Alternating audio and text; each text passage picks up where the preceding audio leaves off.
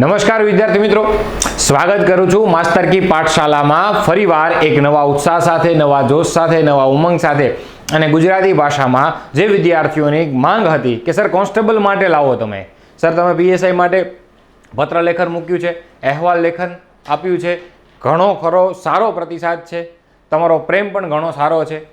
હવે કોન્સ્ટેબલનો જે બહોળો વર્ગ છે, ગુજરાતમાં જે 12,000થી વધુ કોન્સ્ટેબલ માટેની જે ભરતી ચાલી રહી છે, જેમાં જે વિદ્યાર્થીઓ લોકો ગ્રાઉન્ડ પાસ થઈ ગયા છે અને એ વિદ્યાર્થીઓ માટે હવે ગદ્ય સમીક્ષા અથવા ગદ્ય અર્થગ્રહણ એટલે ગદ્યાર્થ ગ્રહણ વિશે ઘણો મૂંઝવતો પ્રશ્ન છે અને પ્રશ્નની સોલ્યુશન કરવાનો પ્રયત્ન અગાઉ પણ મેં કરેલો અને આજે ફરીવાર એક સરસ મજાના વિડીયો સાથે, એક નવા ટોપિક સાથે, નવા ફેક્ટ સાથે, તથ્ય સાથે, ચિંતન સાથે ફરીવાર આપણે આ માસ્ટર કી પાઠશાલાના પ્લેટફોર્મ પર મળી રહ્યા છીએ। જે વિદ્યાર્થીઓ હજી છેલ્લી ઘડીએ એટલે કદાચ માની લ્યો કે કોન્સ્ટેબલ માટેની પરીક્ષાનો સમય હવે પછી આશરે 1.5 મહિનાનો બાકી છે, એટલે કે 1 મહિનો પીએસઆઈ માટે બાકી છે અને કદાચ પછી એ એપ્રિલના એન્ડમાં અથવા મેની શરૂઆતમાં તમારી પરીક્ષા લઈ લે। એટલે આપણે એવું કહી શકીએ કે આશરે 1.5 થી 2 મહિનાનો સમયગાળો હોય। 30 માર્કના મેથ્સ માટે ઘણી મહેનત કરતા હોય, 30 માર્કના રિઝનિંગ માટે એવું સારું એવી મહેનત કરતા હોય, પ્રેક્ટિસ કરતા હોય, મોક ટેસ્ટ આપતા હોય, પણ આપણે ગુજરાતીનું જે 20 માર્કનું ગદ્ય અર્થગ્રહણ છે એટલે ગદ્યાર્થ ગ્રહણ છે એના માટે આપણે શું શું કરી શકીએ। હું તમને પહેલાં સ્પષ્ટ કહેવા માગું છું કે હું ક્યારેય એવું કહેતો નથી કે તમે આ ગદ્ય કરી નાખો એટલે આ બેઠો પૂછાશે, પણ હા, હું તમને એની આજુબાજુ જે ફેક્ટ તથ્ય છે કે જેના આધારે તમે ગુજરાતી ભાષામાં કોઈ પણ પ્રકારનો તમને ગદ્ય, જે પછી સાહિત્યક ગદ્ય હોય તો પણ ભલે, એ ચિંતનાત્મક ગદ્ય હોય તો પણ ભલે, કોઈ તથ્યને લગતો ગદ્ય હોય તો પણ ભલે અને ગુજરાતી ભાષા વ્યાકરણ આધારિત કે શબ્દ ભંડોળ આધારિત ગદ્ય હોય તો પણ ભલે, એ તમે આરામથી સોલ્વ કરી શકો। એના માટેના બહુ 2-3 સ્ટેપ ફોલો કરવાના હોય છે, 2-3 વસ્તુને મગજમાં રાખવાનું હોય છે, કેન્દ્રમાં રાખવાનું હોય છે, જેનાથી તમે એક એટલું યાદ રાખજો કે જે 20 પ્રશ્નો હશે એ પહેલી નજરે, પ્રથમ દ્રષ્ટિએ, પ્રથમ જોતા તમને સહેલા લાગશે અને સહેલા લાગવાનું કારણ એ પણ હશે કે ભાઈ પેરેગ્રાફ છે સર, એમાંથી જ આપણે જવાબ દેવાના છે એટલે જવાબ એમાં જશે, 100% એમાં જશે, પણ ક્યારેક બની શકે કે જવાબ બેઠે બેઠો સીધે સીધો ન પણ હોય। એ જવાબનો કોઈ પર્યાય પરિસ્થિતિ, જવાબનો કોઈ પર્યાય શબ્દ, તમારા જવાબની કોઈ પર્યાય બાબત રજૂ કરેલી હોય પણ તમને મગજમાં તેમ થાય કે ના સર આ એ નથી, પણ જવાબ ખરેખર એવો હોઈ શકે। એટલે અલગ અલગ પ્રકાર, બધા પ્રકારના ગદ્ય છે એના વિશે આપણે ચર્ચા કરવી છે અને અલગ અલગ પ્રકાર વિશે આપણે સમજશું, શીખશું। હું તમને આપેલા જેટલા આપણે ગદ્ય કરશું એમાં શું શું પરિસ્થિતિ થઈ શકે, કેવા કેવા પ્રશ્ન બની શકે એની પણ ચર્ચા કરીશું। મૂળ પ્રશ્ન તો હશે જ, એનો જવાબ તો હશે જ। તો શરૂઆત કરીએ। સામાન્ય રીતે કોઈ પેરેગ્રાફ હશે, એ પેરેગ્રાફ, એક પેરેગ્રાફ હોય, 2 પેરેગ્રાફ હોય, 3 પણ હોય, પણ 20 પ્રશ્નો છે અને કોન્સ્ટેબલનું પેપર છે એટલે બની શકે એક જ પેરેગ્રાફ હશે અથવા એક જ પંક્તિ હશે અથવા 2 નાના નાના પેરેગ્રાફ હશે, મારા મત પ્રમાણે, મારા અનુભવના આધારે એવું કહી શકીએ। કેમ કે સીસીએના જેટલા પૂછાયેલા પ્રશ્નો છે એની પણ આપણે ચર્ચા કરવી છે, સીસીએમાં કેવા કેવા પ્રકારના ગદ્ય પૂછાણા હતા એની પણ વાત કરવી છે, સાથે સાથે એ ગદ્યમાંથી કેવા કેવા બીજા પ્રકારના પ્રશ્નો પણ બની શકે, બસ એ જોવું છે આજે।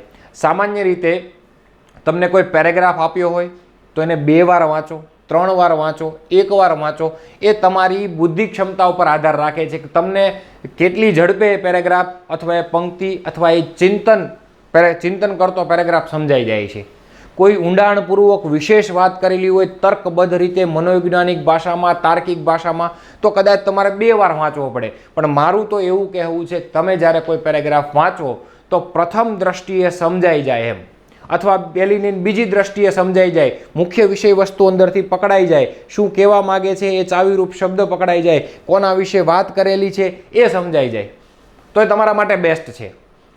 પછી એ વારંવાર વાંચવાથી નથી યાદ રહેતું સર, અમારી બધી બુક્સમાં, રેફરન્સ બુકમાં અલગ અલગ વ્યક્તિઓ દ્વારા અમને એવું કહેવામાં આવે છે કે ગદ્યને, પેરેગ્રાફને 2 વાર વાંચવો, તમે 1 વાર પણ વાંચીને સમજી શકો છો અને કદાચ આપણી બુદ્ધિ ક્ષમતા અન્ય કરતાં થોડીક નબળી હોય અથવા સમજવામાં આપણને થોડીક વાર લાગતી હોય, ઘણા સમયથી ગુજરાતી ભાષાથી આપણે વિમુખ થઈ ગયા હોય, દૂર થઈ ગયા હોય, ઇંગ્લિશ મીડિયમના વિદ્યાર્થી હોય અને એ ગુજરાતી ભાષાના અમુક શબ્દો વિશે ખ્યાલ નથી પડતો, તો એને કદાચ બીજી ત્રીજી વાર વાંચવો પડે, પણ 100 વાતની એક વાત, મૂળ વાત હું એ કહેવા માગું છું કે જ્યાં સુધી તમને એક ગદ્ય હોય, મતલબ એ પેરેગ્રાફ હોય અથવા કોઈ પંક્તિ હોય અથવા ચિંતનને લગતી કોઈ બાબત જ્યાં સુધી સમજાઈ ન જાય ત્યાં સુધી તમારે બીજું સ્ટેપ એટલે કે પ્રશ્નોને વાંચવાના નથી.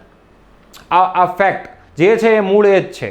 તમે એક્ઝામ્પલ તરીકે તમે ગણિતના દાખલા ગણતા હોય, તમે રકમ વાંચ્યા વગર જવાબ આપો છો, જવાબના આધારે પછી રકમ ઉપર જાઓ છો કે ના, તો પહેલાં અમે રકમને વાંચીએ છીએ, પછી સમજીએ છીએ શું પ્રશ્ન પૂછ્યો છે, કેવો જવાબ માંગ્યો છે, પછી તમે જવાબ ગણીને આપો કે ઓપ્શનના આધારે ગણો. યસ, એ જ છે આ કે તમારે પહેલા પેરેગ્રાફને વાંચવાનો છે. એટલે પહેલું અગત્યનું પગલું જે આપણે અગાઉ પણ કીધેલું છે ને આજે ફરીવાર કહું છું, જ્યાં સુધી ન સમજાય એ પેરેગ્રાફનો મૂળ વિચાર, જ્યાં સુધી આપણને નથી ખબર પડતો કોના વિશે વાત કરેલી છે, કયા શબ્દ પર આધારિત છે, વ્યાકરણમાં શું પૂછેલું છે, શબ્દ સમૂહ માટે કહેવત, સમાનાર્થી, અનેકાર્થી, બધી બાબતનું પ્રતિબિંબ આપેલું છે ને એમાંથી પ્રશ્નો છે, જ્યાં સુધી ન સમજાય ત્યાં સુધી આપણે આગળ વધવાનું નથી.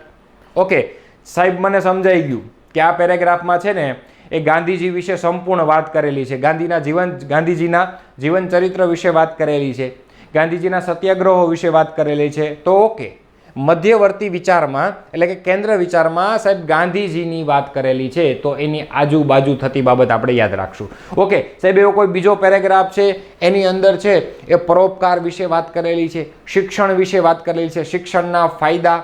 ઓકે, કોઈ એવો પેરેગ્રાફ છે, ત્રીજો પેરેગ્રાફ છે સોશિયલ મીડિયા વિશે વાત કરેલી છે. હાલમાં વર્તમાન સમયમાં સોશિયલ મીડિયા એક સમાધાન પણ છે અનેક પરિસ્થિતિનું અને સમસ્યા પણ છે અનેક પરિસ્થિતિ ઊભી કરવા માટે. તો ઓકે, તો કેન્દ્રવર્તી વિચાર સાહેબ સોશિયલ મીડિયા છે, સમાચાર પત્રો છે, સંસાર માધ્યમો છે, એના વિશે વાત કરેલી છે. બસ આ ખબર પડી જાય એટલે વિદ્યાર્થી મિત્રો તમે બધા જ, હું એમ કહું છું કે એ સોલ્વ કરવા માટે, એ પ્રશ્નોના જવાબ આપવા માટે તમે 80% પહોંચી ગયા. હા સાહેબ, હા જી, 80% પહોંચી ગયા. પછી તો તમારે એક પ્રકારની જે ફોર્માલિટી હોય એ જ પૂરી કરવાની છે. કેવા પ્રકારની ફોર્માલિટી હોય તો કે પછી તરત જ બીજું સ્ટેપ તમારે તમામ પ્રશ્નોને વાંચવાના, વાંચીને પ્રશ્નોને પણ સમજવાનો પ્રયત્ન કરવાનો. એ પ્રશ્નને સમજવાનો પ્રયત્ન કરવાનો કે ખરેખર એ પ્રશ્નમાં મને શું પૂછ્યું છે. ઉતાવળે આંબા ન પાકે, અહીં ધીરજ રાખવી પડશે 100%.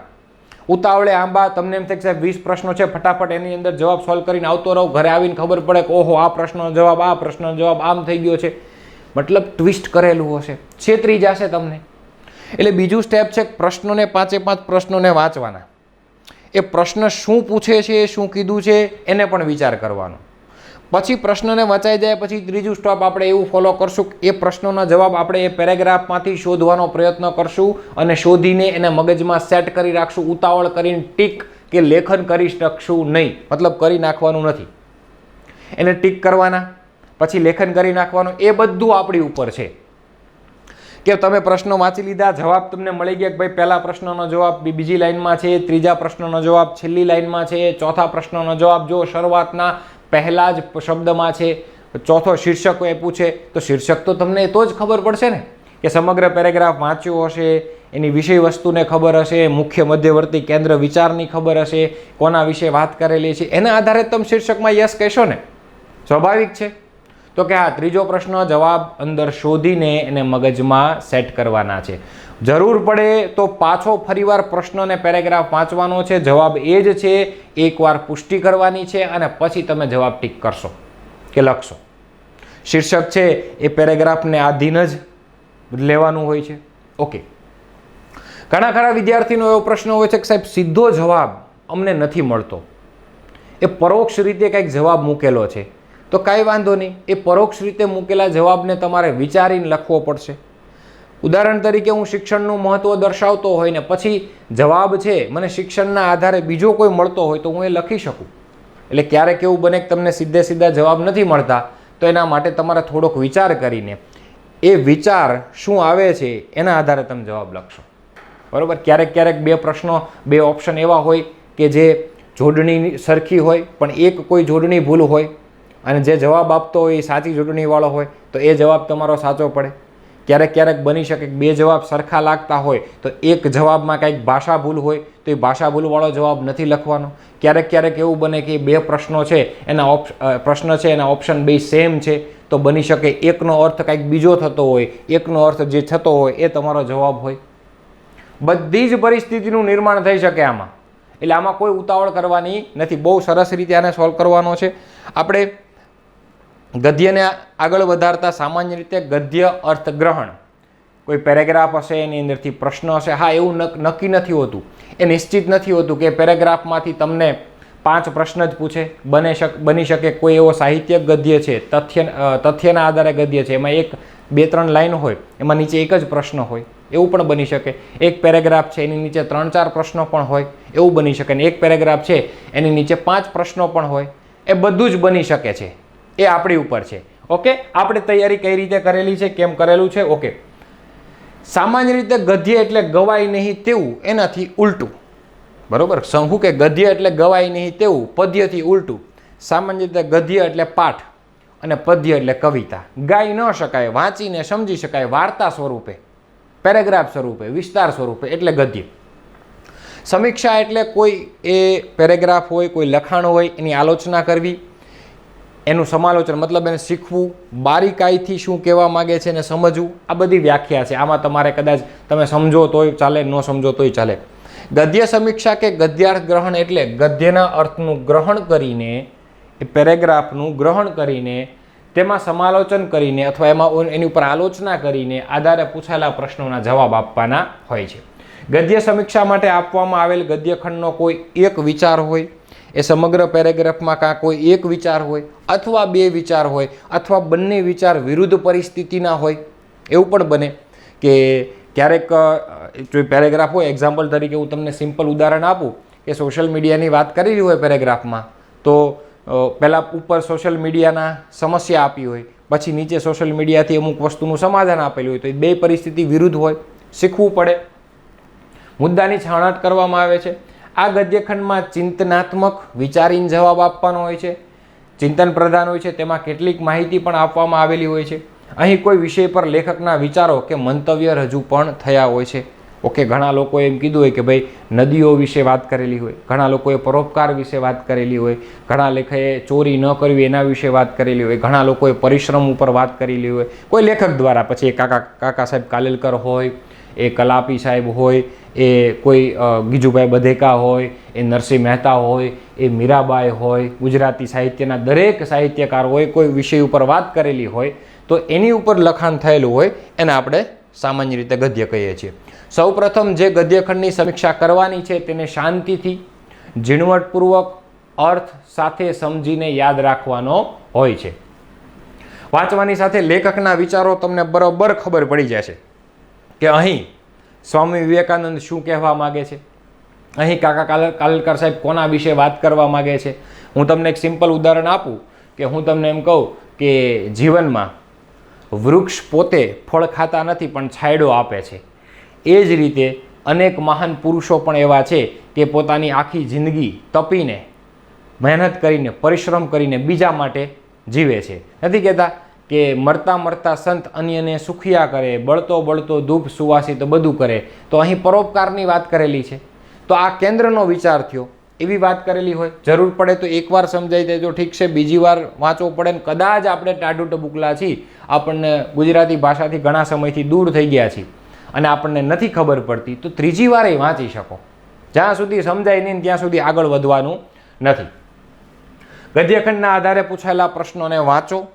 પ્રશ્નને બરોબર વાંચો કે ખરેખર પ્રશ્ન દ્વારા શું પૂછવામાં આવ્યું છે. પ્રશ્નને સમજવાનો પ્રયત્ન કરો અને પછી જ પ્રશ્નના આધારે જવાબના મુદ્દાઓ લખો, જવાબનો કીવર્ડ ટીક કરો, એ અલગ વસ્તુ છે. સૌથી ખાસ અને અગત્યની બાબત એ છે કે પ્રશ્નના જવાબ આપતી વખતે ગદ્યખંડમાંથી કદાચ સીધા વાક્યો મૂકવાના નથી. કોન્સ્ટેબલ માટે તો આવી કોઈ પરિસ્થિતિ નથી થવાની, પણ જો પીએસઆઈ માટે આવી જ બાબત જો મારે સમજાવી હોય તો હું આવી સમજાવી શકું કે તમને જે પૂછ્યું છે એનો સીધો જ જવાબ પૂરેપૂરો બેઠે બેઠો નથી લેવાનો. શું પૂછ્યું છે એનો કીવર્ડ લેવાનો છે, પછી તમારા વિચારોને આધારે તમે લખી શકો. પણ કોન્સ્ટેબલમાં તો સીધો વિચાર અથવા કદાચ એવું બને કે એનો આજુબાજુનો કોઈ વિચાર પણ જવાબમાં આવી શકે છે. લખનારે પોતાની ભાષાની મૌલિકતાનો જવાબ આપવાના હોય છે, પરંતુ ગદ્યખંડના વિચારથી દૂર જઈને મેં કીધું ને કે જે વિષય છે તમારા સીધો જવાબ ન આપવો તો તમારી મૌલિકતા, તમારા વિચારો, તમારી ગુજરાતી ભાષા ઉપરની પકડના આધારે એ વિષયની આજુબાજુ રહીને જ તમે જવાબ આપી શકો, પણ વિષયાંતર થઈને તમે કોઈ દિવસ જવાબ ન આપી શકો. વાત કરી હોય હવાના પ્રદૂષણની તો જવાબ તમારે એને લગતો જ કંઈક આવવો જોઈએ. પછી તમે જમીનનું પ્રદૂષણ અથવા કોઈ પાણીનું પ્રદૂષણ તમે લખો તો એ તમારો જવાબ ખોટો પડે, વિષયાંતર થવાનું નથી. એવું જ કહી શકે કે પ્રશ્નના જવાબમાં શીર્ષક માગ્યું હોય તો પેરેગ્રાફનો મધ્યવર્તી વિચાર, આગળ મેં કીધું એ મધ્યવર્તી વિચારને અનુરૂપ જ ટૂંકું શીર્ષક આપવું. શીર્ષક હંમેશા સરળ, ટૂંકું, સચોટ અને વાંચતાની સાથે જ જે વાંચનાર હોય એને કૃતિ તરફ એ લલચાય, કૃતિ વાંચવાનું મન થાય એવું હોવું જોઈએ. ઓકે, આ બધા નિયમો હોય છે. પણ આપણે શરૂઆત કરી દઈએ એક ગદ્યથી, જેની અંદર હું તમને બધી જ પરિસ્થિતિ અલગ અલગ રીતે સમજાવીશ કે ખરેખર આમાં હોય છે શું. અહીં એવું કીધું છે કે એક ગદ્ય છે, આપેલ ગદ્યનો અભ્યાસ કરીને પ્રશ્નોના જવાબ લખવાના છે. શાંતિથી હવે લેક્ચરની શરૂઆત થાય છે, એટલે કે લેક્ચરનો મૂળ ભાગ હવે શરૂ થાય છે. ખરેખર કેવી કેવી પરિસ્થિતિ બને એની બધી હું તમને ચર્ચા કરીશ. જો માતા સાધ્વી સ્ત્રી હતી એવી મારા ઉપર છાપ રહેલી હતી. ઓકે, માતા સાધ્વી સ્ત્રી હતી એવી મારા ઉપર છાપ રહેલી, એટલે કે માતા છે એ ઉપવાસમાં માનતા, ભક્તિમાં માનતા, લોકોની સેવામાં માનતા, ઈશ્વરનું સ્મરણ કરવામાં માનતા, એવી મારા ઉપર પહેલેથી છાપ પડી ગઈ હતી. હું સમજણો થયો ત્યારથી જ એણે કદી, હવે વસ્તુ શરૂ થાય છે અહીંથી, ચાતુર્માસ છોડ્યા હોય એવું મને સ્મરણ નથી.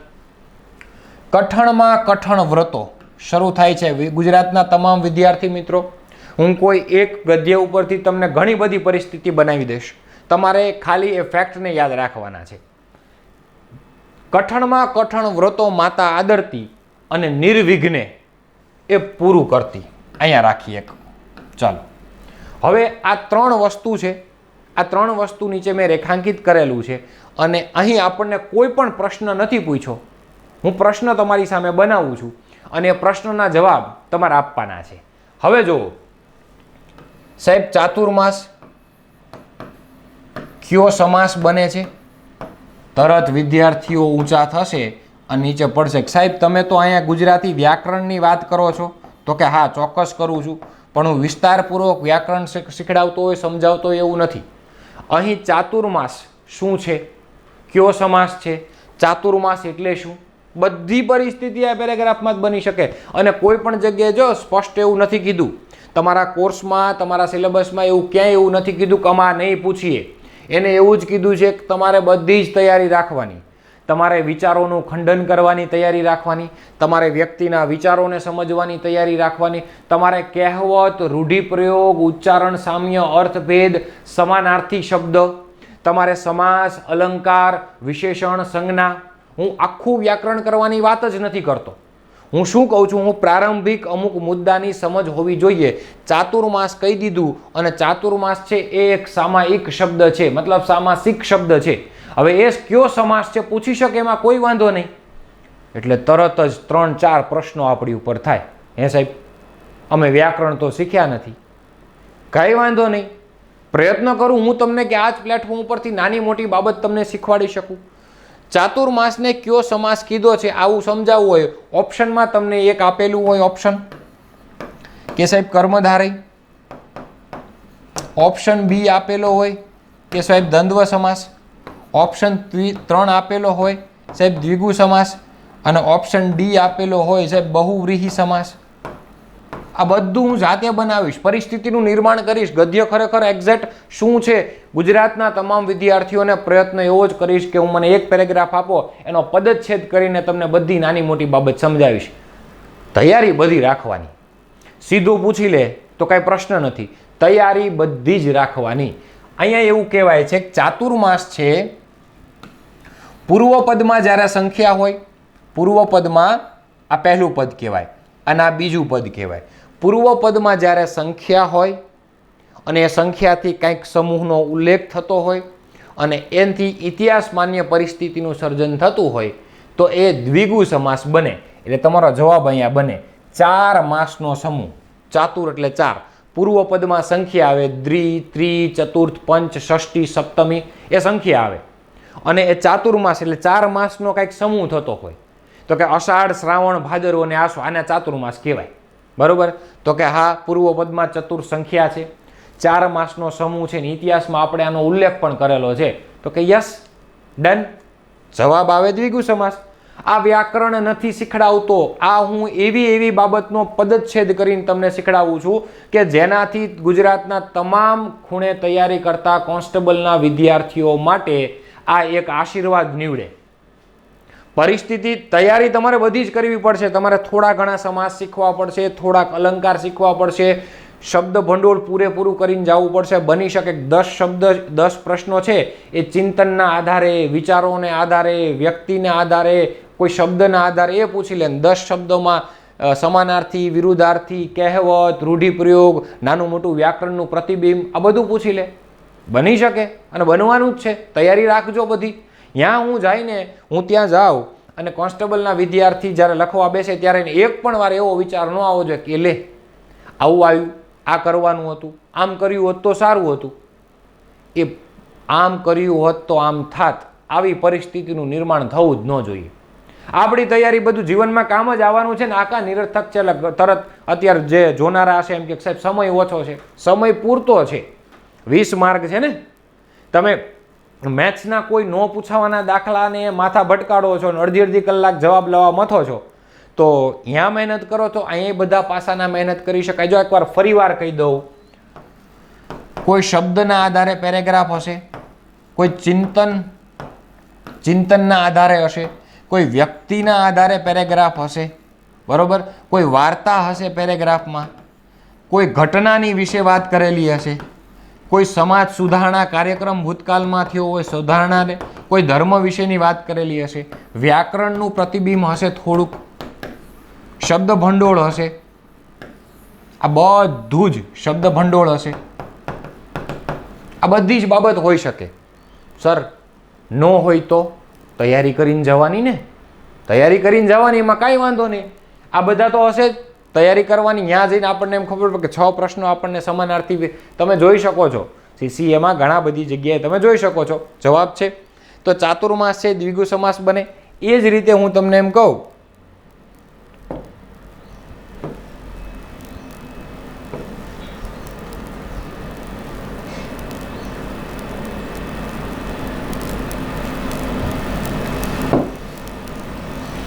અહીંયા મેં એવું કીધું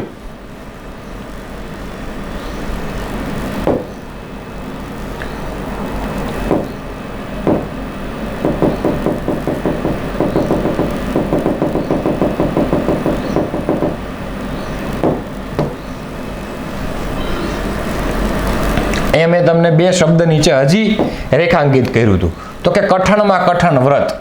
આ વ્રત છે ને એ નામ છે. કઠણમાં કઠણ છે ને એ વિશેષણનું વિશેષણ છે.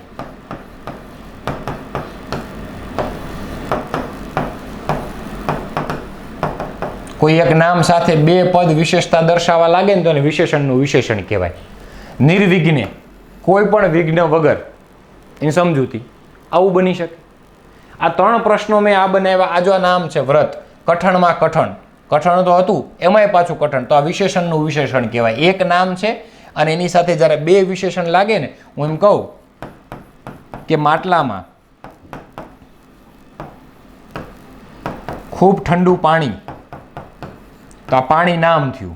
પહેલાં એ ઠંડુ છે, પછી ખૂબ છે. ઘણા વિદ્યાર્થીઓને એમ થતું હશે કે સર કોન્સ્ટેબલમાં આવું પૂછાય, તૈયારી કરવાની છે. હું તમને આપું છું ને, તમે 5 સેકન્ડ કે 10 સેકન્ડ કે 20 મિનિટનો વિડીયો જુઓ, તમારો સમય કોઈ જ વેસ્ટ થવાનો નથી. પણ એકવાર શીખી લેશો પછી વાંધો નહીં. હવે આનો એકચ્યુઅલ પ્રશ્ન શું છે? આનો ખરેખર પ્રશ્ન શું પૂછ્યો છે? તો કે ગાંધીજીના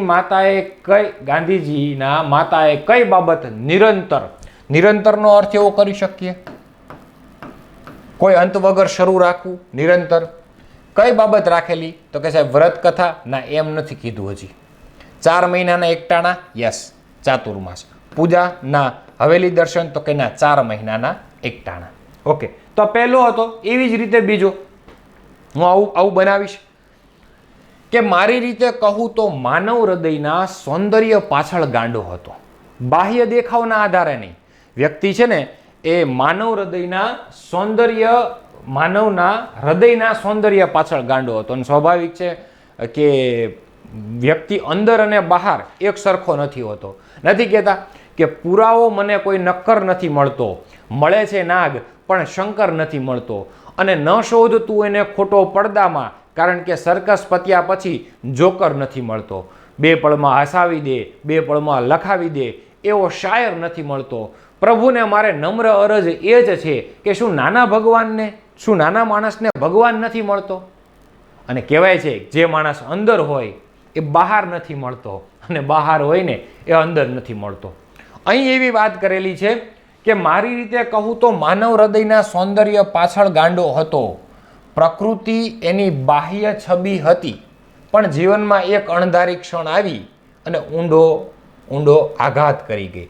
મારી રીતે કહું તો માનવ હૃદયના સૌંદર્ય, પ્રકૃતિ એની બાહ્ય છબી હતી, હું બાહ્ય પ્રકૃતિ એની ઉપર ગાંડો નહોતો, માનવ હૃદયના અંદર પણ ગાંડો હતો. પ્રશ્ન પૂછ્યો છે આપણને, આત્મકથા છે. લેખકને કઈ બાબતનું ઘેલું લાગવું એટલે એ ગમવું, ઈચ્છા લાગવી, મતલબ એ કાર્ય કરવા માટે આગળ વધવું. લેખકના ઊંડા આઘાતનું ઘેલું લાગ્યું હતું તો કે ના ભાઈ ના, આવી કઈ વાત જ નથી કરેલી. લેખકને માનવ હૃદયના સૌંદર્યનું ઘેલું લાગેલું હતું, ગળિકાને સ્પેન્ડ રાખીએ. લેખકને અણધારી ક્ષણનું ઘેલું લાગ્યું હતું તો કે ના ભાઈ ના, આવી તો કઈ વાત જ નથી. લેખકને બાહ્ય પ્રકૃતિનું ઘેલું લાગ્યું હતું, ના, એની તો ના પાડે છે કે મને બાહ્ય પ્રકૃતિનું ઘેલું લાગતું નહીં. એને તો લાગ્યું હતું લેખકને માનવ હૃદયની અંદર સૌંદર્ય છે ને એનું ઘેલું લાગેલું હતું, માનવ હૃદયના સૌંદર્યનું ઘેલું લાગેલું હતું. એટલે કહી શકાય માનવ હૃદયના, કે લેખકના મતે કઈક બાબતનું ઘેલું લાગેલું હતું તો કે માનવ હૃદયના સૌંદર્યનું. એક જ મિનિટ. ચાલ, આપેલ ગદ્યાંશનો અભ્યાસ કરીને નીચે આપેલા પ્રશ્નોનો યોગ્ય જવાબ આપવાનો છે. કે આજે બા કોન્સ્ટેબલના વિદ્યાર્થીઓ માટે જે આ પદચ્છેદની પરિસ્થિતિ મેં તમને કીધી એ સૌથી અગત્યની છે. ત્રીજો ગદ્ય છે કે આજે બા મારી પાક્કી દોસ્તાર છે, હું ઘરે જાઉં તેની વાતો ખૂટતી જ નહીં. અહીં જાણે હું ખાતી જ ન હોય ને એ રીતે એમ એ વેકેશનમાં મારી થાળીનું ધ્યાન રાખે. ઓકે, અને હું પાછી આવું જ્યારે ઘરેથી મારી જગ્યાએ ભણવા, ત્યારે ભેળા મને ડબ્બા બંધાવે. ભેળા એટલે થશે સાથે, આ તળપદો શબ્દ છે. ઓકે, એનું પદચ્છેદ કરું. વાતોના કલાકો ટૂંકા પડે છે આજે, કે વાતોના કલાકો ટૂંકા પડે છે આજે, એવું કહી શકો તમે. તો કે ભેળા એટલે સાથે, તો એક નાનકડી એમથી નવલિકા છે ને એ નવલિકા માટે હું બને તો શું કરી શકું કે બા આજે મારી પાક્કી દોસ્તાર છે. આ બાની ભૂમિકા થઈ, બાએ ભૂમિકા બનાવે છે. આવી જ રીતે તમે ઘરે બેઠા બેઠા કોઈ પણ વસ્તુ કરી શકો. હું ઘરે જાઉં ત્યારે એની વાતો ખૂટતી જ નહીં. ઓકે, સાદું વાક્ય છે, બીજું કાંઈ નથી. અહીં જાણે હું ખાતી જ ન હોય ને એમ મારી થાળીનું ધ્યાન રાખે. વિદ્યાર્થી મિત્રો, આ વસ્તુ અહીં હું જાણે ખાતી જ ન હોય ને એમ મારી થાળીનું ધ્યાન રાખે. તો બાહે એ પરિસ્થિતિ માટે સંભાવના વ્યક્ત કરી છે. બાએ એ પરિસ્થિતિ માટે સંભાવના વ્યક્ત કરી છે. બાએ એ પરિસ્થિતિ માટે શંકા ઉદ્ભવી છે કે કદાચ ખાતી નહીં હોય ને એટલે હું ધ્યાન રાખું. તો જ્યારે આવી કોઈ પરિસ્થિતિ થાય, શંકા અથવા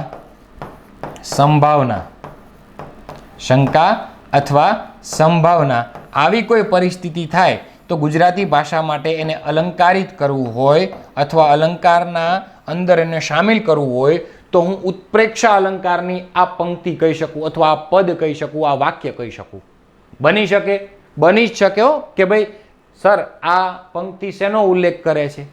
એક તો મેં કીધું કે બાની ભૂમિકા શું છે તો કે પાક્કી દોસ્તારની. બીજી વસ્તુ એમ કીધું ભેળા શબ્દનો તળપદા શબ્દનું રૂપ આપો. ભેળા શબ્દનું તળપદા શબ્દનું શિષ્ટ રૂપ આપો તો ભેળા એટલે થાય સાથે. ઓકે, પછી એક પંક્તિ મેં સર્જન કર્યું કે અહીં જાણે હું ખાતી જ ન હોય એમ, જ્યારે વાક્યમાં શંકા કે સંભાવનાનો ભાવ હોય એટલે કે જાણે, રખે અથવા શકે જેવી પરિસ્થિતિનું નિર્માણ કરે ત્યારે ગુજરાતી ભાષામાં એને ઉત્પ્રેક્ષા અલંકાર કહેવાય. શું કહેવાય? ઉત્પ્રેક્ષા. નથી કહેતા કે હાથી જાણે રમતો હોય ને એમ સૂંઢ હલાવી રહ્યો હતો. તો અહીં ઊભા મેં એ શું કરી? શંકા કરી, સંભાવના કરી. પછી એવું બની શકે હું એમ કહું કે 26 જાન્યુઆરી 2001નો ભૂકંપ જાણે શિવનું તાંડવ. તો મેં શંકા કરી, સંભાવના કરી. પછી હું એમ કહું કે આજે વરસાદ વરસી શકે છે, તો અમારી આ સંભાવના થઈ, જાણે રખી શકે. ભારત અને ભાઈ ન્યુઝીલેન્ડની ગઈકાલે મેચ હતી, તો એ મેચ જ્યારે શરૂઆત 10 ઓવર થઈ છે ત્યારે તમે એમ કહી શકો કે આજે ભારત મેચ જીતી શકે છે. તમે એ સમય શંકા કરી શકો. પછી સાવ એન્ડમાં આવે જીતવા ઉપર 2 રનની વાર હોય ત્યારે તમે એમ ન કહી શકો ભારત મેચ જીતી શકે છે. ત્યારે તો પરિસ્થિતિ થઈ જ ગઈ હોય, જીતવાની જ છે. તો ક્યારે જ્યારે કોઈ શંકા કે સંભાવનાનો ભાવ હોય ત્યારે આપણે ગુજરાતી ભાષામાં એને અલંકારિત કરવી હોય એ પંક્તિને, તો ઉત્પ્રેક્ષા અલંકાર તમે કહી શકો. તો આ જ પેરેગ્રાફમાંથી હવાનો મૂળ પ્રશ્ન જોઈ લઈએ. મૂળ પ્રશ્ન શું છે? અહીં બે નહીં, સોરી ટાઈપિંગ મિસ્ટેક છે. અહીં બાની શી ભૂમિકા છે? ડબ્બા બંધાવી આપવાની વ્યવસ્થા કરે છે, એ તો ક્રિયા કરે છે. વેકેશનમાં થાળીનું ધ્યાન રાખવાની ભૂમિકા ભજવે, એ જવાબદારી આપે છે. ભૂમિકા કીધી. પાક્કી દોસ્તારની ભૂમિકા છે ભાઈ. શરૂઆતમાં જ મેં કહી દીધું કે આજે બા મારી પાક્કી દોસ્તાર છે. ખૂબ વાતો એ તો કરતા જ હોય. જવાબ આવશે સી. આગળ વધીએ. ત્રીજો ગદ્ય. અલી ડોસાની એકની એક દીકરી જેનું નામ છે મરિયમ. અલી ડોસાની એકની એક દીકરી છે જેનું નામ છે મરિયમ, પરણીને સાસરે ગઈ. એના જમાઈને લશ્કરમાં નોકરી હતી મરિયમના પતિને, તેથી તે પંજાબ તરફ તેમની સાથે ગઈ. લગ્ન પછી સાથે ગઈ. મરિયમના છેલ્લા 5 વર્ષથી કાંઈ સમાચાર નહોતા. ત્યાં ગયા પછી સમાચાર એટલે મળવા આવવાના, રૂબરૂના, પત્રના કોઈ વ્યવહાર નહોતા. મતલબ એ સમાચાર નહોતા. હંમેશા સવારમાં 5 બજે એટલે 5 વાગે ઉઠીને એ પોસ્ટ ઓફિસ આવતો. ભાઈ અલી ડોસો, ધૂમકેતુ, બરોબર, પોસ્ટ ઓફિસ, આ નવલિકા હતી તમને યાદ હોય તો, એ પોસ્ટ ઓફિસે આવતો. મરિયમનો કાગળ એક દિવસ તો આવશે જ એવી આશા સાથે, એવી ભક્તના જેવી શ્રદ્ધા, આશા ભર્યા ઉલ્લાસથી હંમેશા સૌથી પહેલા પોસ્ટ ઓફિસ આવતો. એ હંમેશા સૌથી પહેલા પોસ્ટ ઓફિસ આવતો કે એવી ભક્તના જેવી એનામાં શું હશે? શ્રદ્ધા. એ ઉલ્લાસને હંમેશા સૌથી પહેલા પોસ્ટ ઓફિસ આવતો. અહીં જો, એવી ભક્તના જેવી શ્રદ્ધામાં અને આશા ભર્યા ઉલ્લાસ તે હંમેશા સૌથી પહેલો પોસ્ટ ઓફિસ આવતો.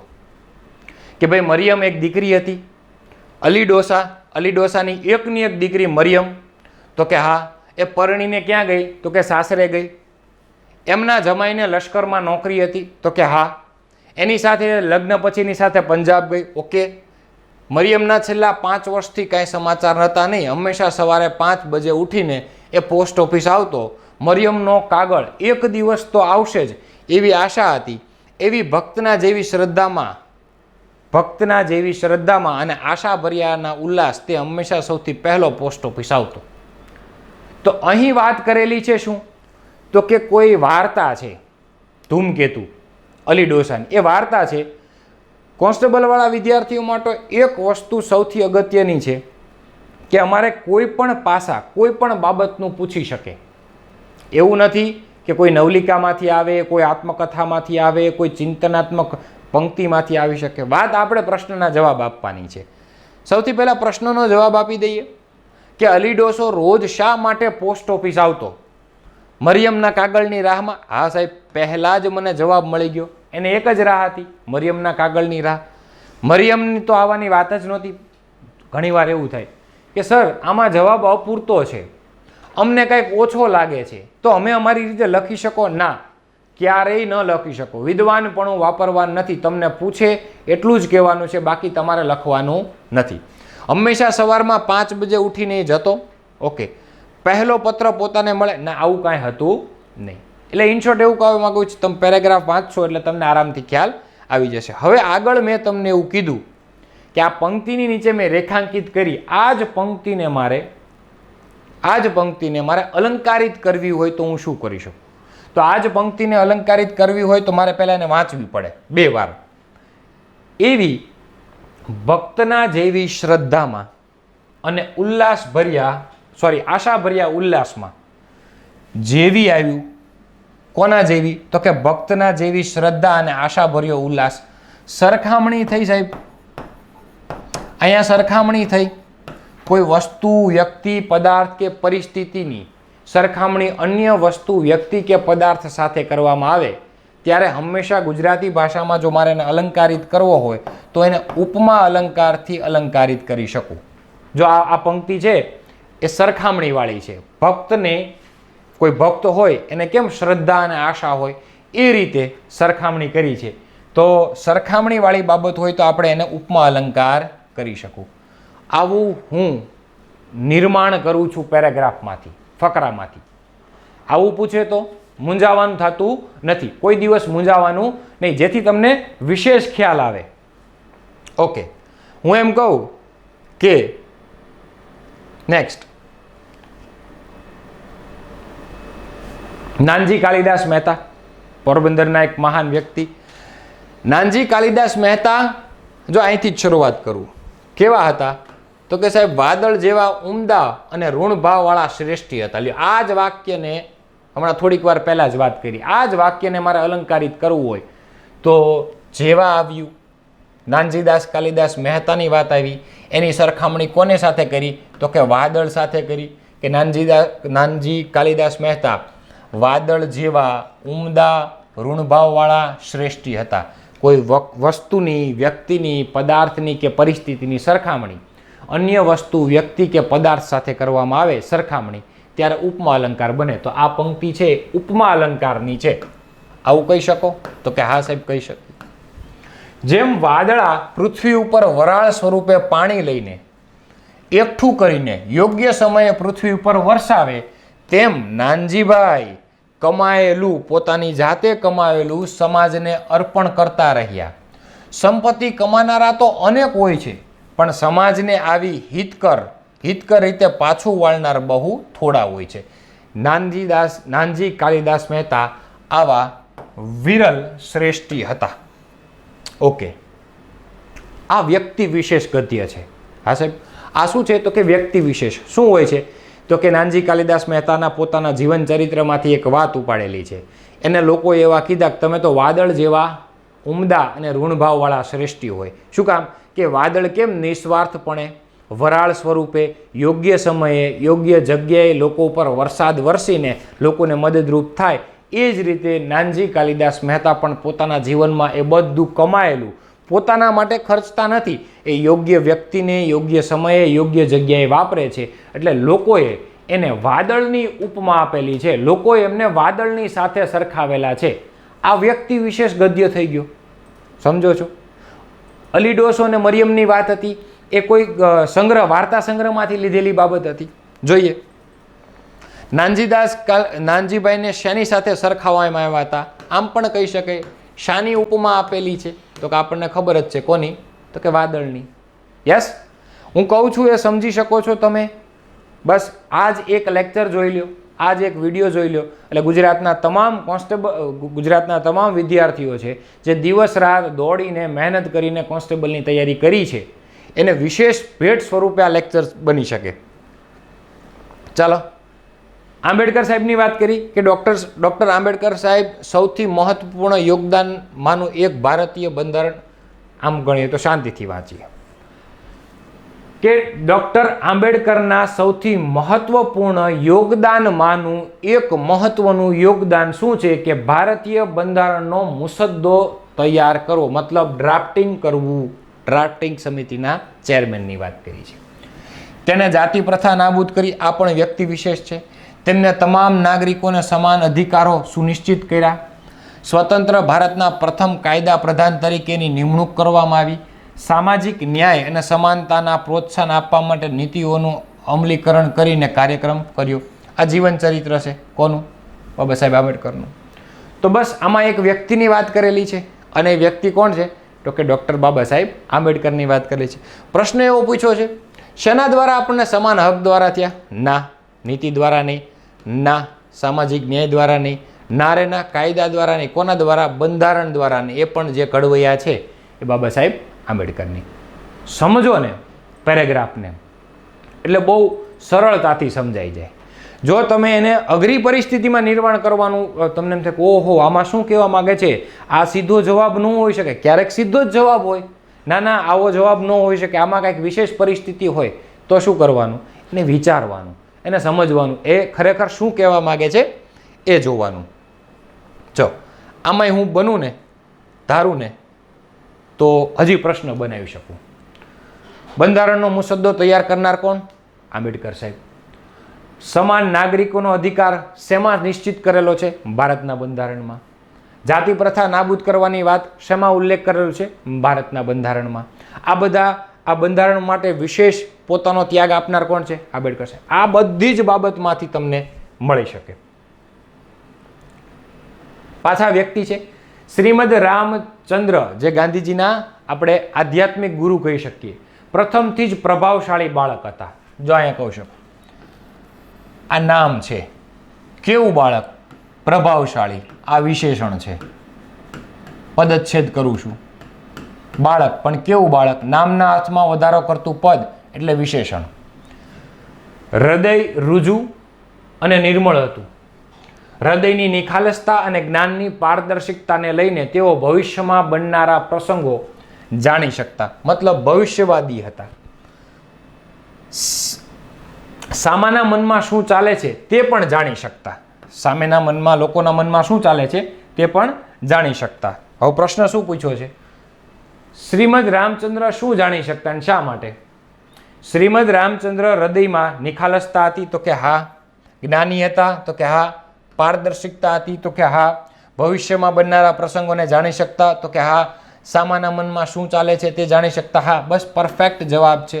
આમાં કોઈ પણ બીજી અતિશયોક્તિ છે નહીં. હવે તમને હું આમ પૂછી શકું કે શ્રીમદ રામચંદ્રના ગુણો શું? તો કે એનું હૃદય ઋજુ હતું, નિર્મળ હતું, પ્રભાવશાળી હતા, ભવિષ્યવાદી હતા, પારદર્શિકતા હતા, પારદર્શક વ્યક્તિ હતા, ભવિષ્યમાં શું બનનારું છે એટલે ભવિષ્યવાદી માણસ હતા, લોકોના હૃદયને જાણનારા હતા. આવું પણ હું એના ગુણો પ્રશ્ન બનાવી શકું. વાંચો એટલે બધું આવડી જશે. ચાલો, ઓકે. હવે કંઈક અહીંયા અલગ છે. એક નવલિકા છે, આમાં કોઈ વિશેષ પ્રતિબિંબ છે. હું ભૂત પ્રેત આદિથી ડરતો. ઓકે, તેનું ઔષધ રામ નામ છે એમ રંભાને સમજાયું. હું પહેલાં છે ને ભૂત પ્રેત આદિથી ડરતો, પણ આનાથી બચવા માટે, આનાથી છુટકારો મેળવવા માટે એનું ઔષધ ભગવાનનું નામ લેવું, એવું મને કોને કીધું? રંભાએ સમજાયું. મને તો રામ નામના કરતા રંભા ઉપર વધારે શ્રદ્ધા હતી. તેથી મેં બાળવયે ભૂત પ્રેત દીના ભયથી બચવા રામના જાપ શરૂ કર્યા. તે બહુ સમય ન ટક્યા, પણ જે બીજ મારા બાળપણમાં રોપાણા હતા, જે બીજ મારું બાળપણમાં રોપાયું હતું તે બળી ન ગયું. કયું બીજ રોપાણું હતું? રામનું નામ લેવાનું. રામ નામમાં આજે પણ સારું એવું અમોધ શક્તિ છે. રામ નામ આજે મારા માટે એક શસ્ત્રરૂપ શક્તિ છે. તેનું કારણ રંભાબાઈએ રોપેલું બીજ છે. મને નાનપણમાં જે રોપેલું છે એ છે. આ જ અરસામાં મારા એક કાકાના દીકરા જે રામાયણના ભક્ત હતા, તેણે અંબે ભાઈઓને સારું એટલે માટે, અંબે ભાઈઓને સારું એટલે માટે, હું એમના સારું તો એના માટે થાય, રામ રક્ષાના પાઠ શીખવવાનો પ્રબંધ કર્યો મતલબ આયોજન કર્યું. અમે તો મોઢે કરીને પ્રાતઃકાળમાં સ્નાન કરીને, પ્રાતઃકાળ એટલે સવારનો